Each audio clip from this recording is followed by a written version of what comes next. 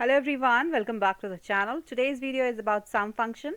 So as we all know that sum is used to add numbers in a range. So we will be seeing in this video that we can use sum in 5 different ways. So let me first mention that under the sum formula we can use numbers, cell reference and the series, or you can say the cell range. So we will be seeing all the three, and let's start. I have a series of numbers 10, 20, 30, 40 and 50, and I have written over here the 5 different ways in which we will be going to see.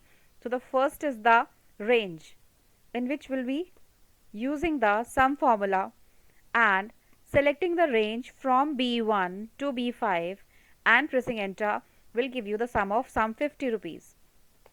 So in the second way, we can take the numbers as it is also.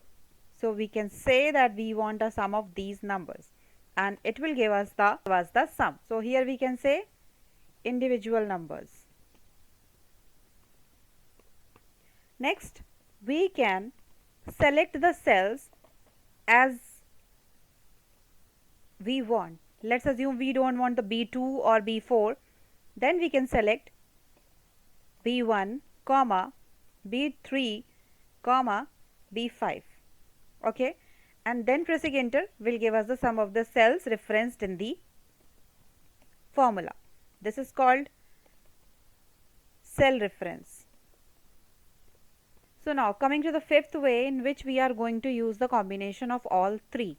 So let's assume we want a sum of 70. This is the number. Then we are going to use the B1 cell reference. Then we are going to use this cell range. So in this way we have used all the three combinations. So pressing enter will give us the sum.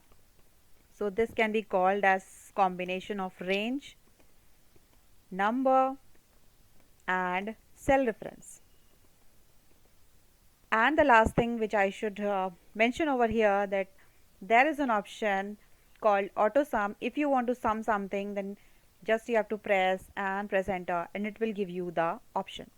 So you can do that as well. So this was all about the sum function. Hope you find this video helpful. Do subscribe to the channel and thank you so much for watching this video. Thank you.